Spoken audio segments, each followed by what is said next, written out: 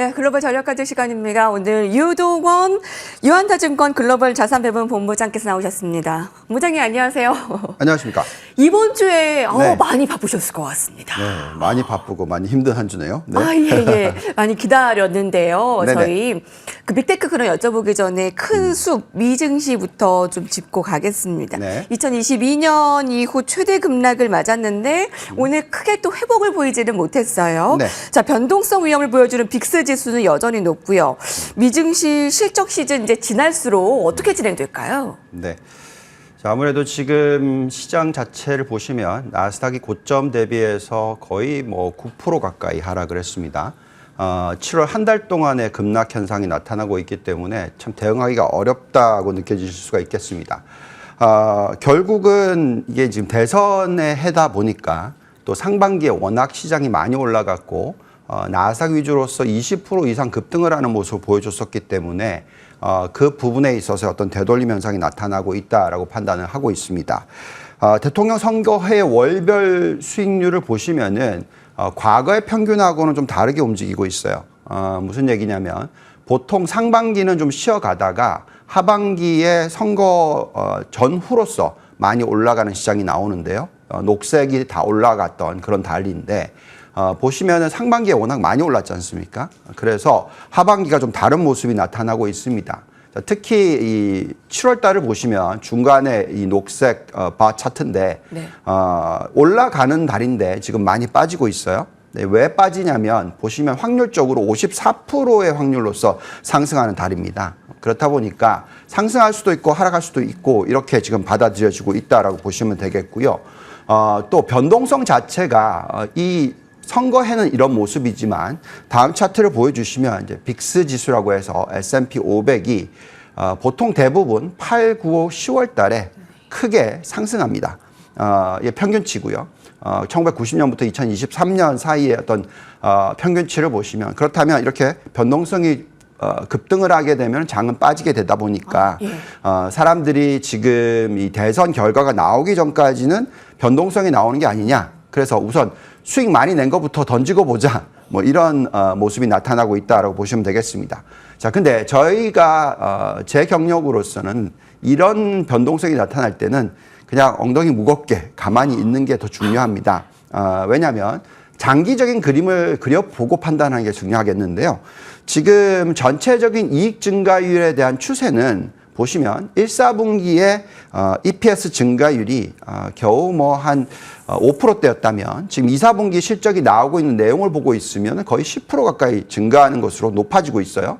또 더 중요한 것은 이제 2024년입니다. 전체적인 숫자인데요. 그 숫자는 11% 증가율로서 더 높아지고 있다라고 보시면 되겠고 또 더 중요한 것은 내년도에 대한 이익인데요.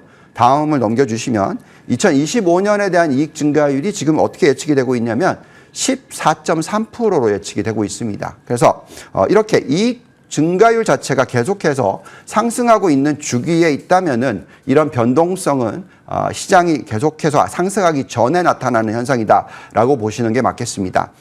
또한 지금 빅테크의 어떤 변동성이 크고 또 하락률이 크게 나타나고 있지만 2, 4분기에 실적이 나오고 있는 내용을 좀 들여다보시면 빅테크 기업들의 이익 증가율은 50%가 넘고요. 2, 4분기만 놓고 보면 S&P 500의 나머지 기업들의 이익 증가율은 6%가 안 됩니다. 그래서 여전히 저희가 생각할 때는 빅테크 위주가 좋다고 생각하는데 어쨌든 간에 지금은 변동성이 계속 일어나고 있기 때문에 참 힘들어하게 느껴지시겠지만 전체적인 어떤 이 개인들의 이 주식 비중 자체는 앞으로 추가적으로 더 상승을 많이 할 수 있는 그런 여유가 남아있다라고 보여지고요. 저 차트를 보시면은 앞으로 점차적으로 더 상승을 해서 고점이 전 고점이었던 66% 주식 비율이 아니라 저희가 생각할 땐 67%, 68%까지 올라가야지 고점이 형성이 된다라고 판단을 하고 있어서 이런 변동성에서 너무 좀 왔다 갔다 하지 마시고 흔들리지 마시고 계속해서 미국 주식을 요의주시하는 게 좋겠다라고 말씀을 드리겠습니다. 예. 선거해이기도 하고요. 불확실성이죠. 근데 네. 이제 8월, 9월, 10월은 변동성 지수, 빅스 지수가 높은 편인데요. 변동성 많이 나오려나 보다. 수익 난 것부터 좀 던지고 보자. 자, 그런 게 지금 시장을 좀 바라볼 수 있는 현 상황이겠네요. 네. 자, 그럼 그 AI 그 버블론에 대해서 시원하게 좀 답을 기다리시는 분들 많은데요. 네. 뭐 앞서서 말씀을 주셨습니다만, 네. 주시죠. 네, 자, 이 차트를 보시면 답이 나올 것 같아요. 우리가 보통 이 사이클 차원에서의 투자를 한다고 하면 우리가 언제 주도주를 던져야 되냐면 오른쪽에서 던져야 됩니다. 예, 오른쪽을 보시면은 이렇게 쭉 내려가는 차트가 나오잖아요. 저게 이제 이미 성장이 끝났고 이 하락 주기라고 얘기를 합니다. 그리고 또 저 하락 주기가 멈추려면은 이렇게 점선 빨간색이 이렇게 올라가는, 그러니까 새로운 라이프 사이클이라고 해서 새로운 제품이 들어오면서의 어떤 성장을 만들어 줘야 됩니다. 근데 우리가 지금 언제 어느 상황에 와 있다라고 보시는 게 좋겠냐면요. 왼쪽에 한 중간 정도, 그러니까 first stage라고 되어 있는 introduction stage라고 되어 있는 이쪽에 지금 있다라고 보시는 게 맞아요. 결국은 이 AI 사이클이 이제 겨우 진입지기에서 성장 주기로 넘어가는 사이에 있다.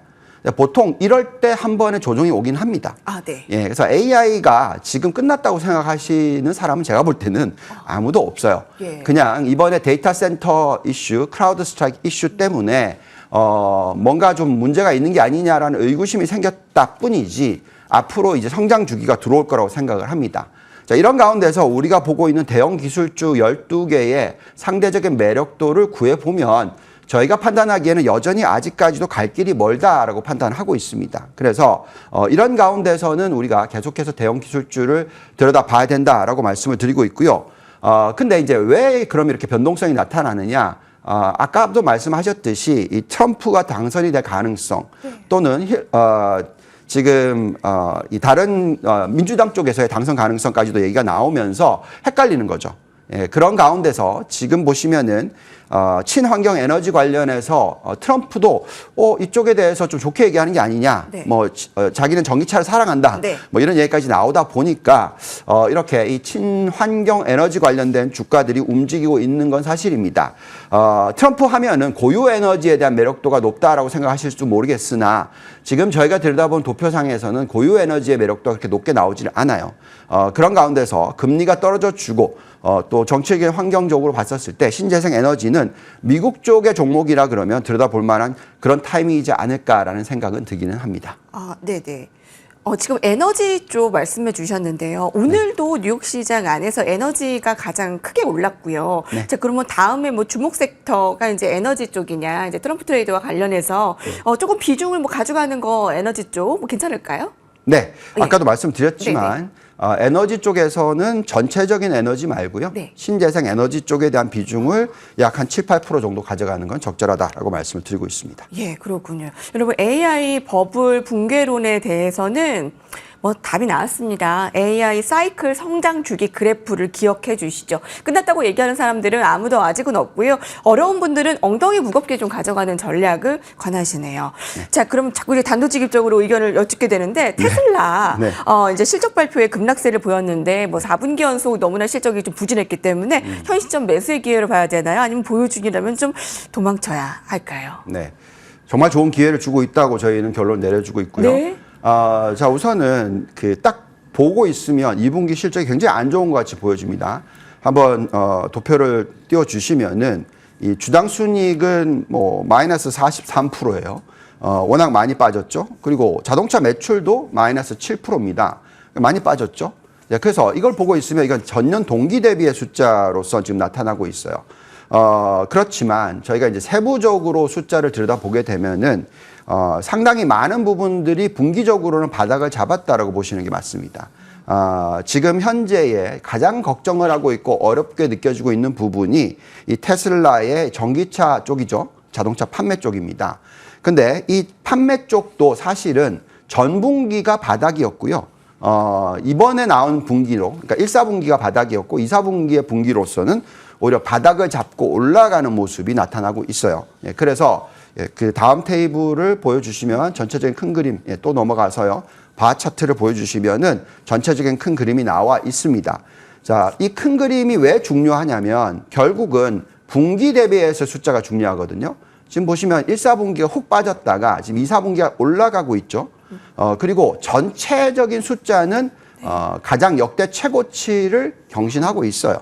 그게 중요한 포인트입니다. 그래서 결국은 이 매출이 늘어나고 있다라는 부분이 어디서 나오는 거냐? 자동차 부분도 바닥을 다지고 올라가고 있는 부분이 있고 그 자동차 이외의 수익이 지금 올라가고 있다라는 게 굉장히 중요한 포인트입니다.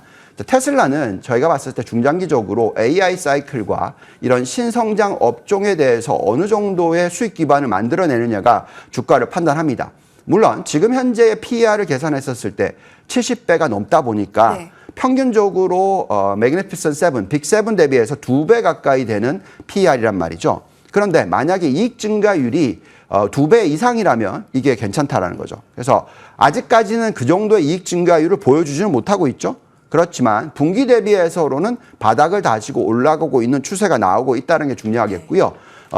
이 에너지 제장, 그리고 저장, 그러니까 ESS 쪽, 그리고 또 자율주행, 로보택시 등등이 올해 안에 들어올 거다라고 생각합니다. 물론 로보택시가 8월에서 10월로 지연되긴 했지만 올해 안에는 계속해서 어떻게 보면 이익에 잡히게 될 거다라고 보시는 게 맞겠고요. 그렇다면 앞으로에 대한 성장성에 대해서는 저희는 기대를 여전히 가지고 있고 물론 지금 현재는 좀 비싸 보일 수 있고 실적에 대해서 실망을 하실 수 있겠지만 점차적으로 하반기에 실적이 나오면 나올수록 시장은 또다시 테슬라에 대한 관심을 늘려나갈 거다라는 생각이 듭니다. 네, 좀 저희 댓글에 이제 로보택시 또 연기될까봐 무섭다. 그럼 이제 네. 변동성 좀 더 커질 텐데. 네. 예, 이 부분도 일단은 그 말씀하신 그 펀더멘털 쪽으로 집중을 하면 되겠습니다. 예, 일론 머스크가 그렇게 얘기했지 않습니까? AI 못할 것 같으면 팔라. 네, 똑같은 얘기죠. 자율주행 또는 지금 로보택시가 안 될 것 같으면 팔라고 얘기하는 거겠죠. 본부장님 글로벌 포트 중심으로 주셨습니다만 지난번 출연하셨을 때 자산 배분 전략으로 한국 네. 비중도 한 10% 좀 주셨었는데 네. SK하이닉스가 미국의 빅테크의 급락 여파를 네. 완전 고스란히 받았습니다. 그러게요. 투자자들은 좀 어떻게 대응하면 좋을까요? 네. 이게 아무래도 이제 엔비디아 연관주다 보니까 저희가 이제 엔비디아에 대해서 좋게 보고는 있으나 단기적으로 조금 변동성이 있을 수도 있다. 자, 이런 부분이 지금 반영이 됐고요. 엔비디아의 주가도 거의 140달러 이상 올라갔던 것이 지금 110달러까지 조정을 받았죠. 그러니까 고점 대비해서 10% 이상 급락을 하는 모습을 보여주고 있습니다. 그렇다 보니까 SK 하이닉스도 마찬가지로 고점 대비해서 10% 이상의 하락률을 보여주고 있습니다. 그렇지만 저희는 이럴 때일수록 결국 실적이 중요하다라고 판단을 하고 있고요. 지금 SK 하이닉스의 실적은 정말 좋죠. 네. 물론 이제 외국인들이 많이 팔고 있는 그런 추세가 나오고 있습니다만 어쨌든 역대급 매출을 만들어주고 있습니다. 이런 역대급 매출을 만들어준 것 중에 가장 중요한 부분이 HBM이죠. 이 성장률이 80% 전년 동기에 비해 상승을 하고 있습니다. 결국은 이게 무슨 얘기냐면 엔비디아의 실적이 어떻게 나오느냐가 중요하겠죠. 네. 근데 저희가 판단하기에는 엔비디아는 지금 AI의 하드웨어를 까는 대장주인데 전체적인 하드웨어 깔림에 이제 겨우 저희가 판단할 때 30% 미만이다라고 판단하고 있습니다. 그래서 앞으로 한참 갈 일이 멀었고 이렇게 되면 SK 하이닉스의 실적에 있어서의 고점도 아직은 멀었다라고 생각하고 있어서 이런 조정이 그래도 또 기회가 된다라고 말씀을 드릴 수 있을 것 같습니다. 본부장님 시간상 저희 배분 전략 들어볼게요. 네. 자, 이제 물가도 나올 거고, 네, 주말에. 그리고 전체적으로 이번 GDP가 나왔습니다. 그래서 이제 굉장히 중요해지는 포인트는 금리를 얼마나 빨리 내리느냐, 이에 따라서 시장이 얼마나 빨리 반등하느냐, 이런 부분이 되겠고요. 저희는 금리를 아마 늦어도 9월부터 내려줄 거라고 생각하고 있기 때문에 계속해서 저희가 주식에 대한 투자 비중이 좋다라고 말씀을 드립니다. 그렇죠. 10년 국채 금리는 천천히 떨어지는 그런 환경 아래에서 주식 비중을 80% 가져가는 전략을 여전히 유효하게 가져가고요. 또 지금 국가별 매력도로 봤었을 때도 여전히 저희는 나스닥 그리고 한국과 대만에 대한 초점을 맞추시는 전략이 좋겠다라고 말씀을 드리겠고 전체 포트폴리오 상에서 업종은 여전히 IT가 유효하다라고 말씀을 드리겠습니다. 네. 자, 유동원의 무비무한 유한타증권 유동원 자산배분 전략 본부장께서 함께 해주셨습니다. 저희와 같이 인사드리겠습니다. 감사합니다.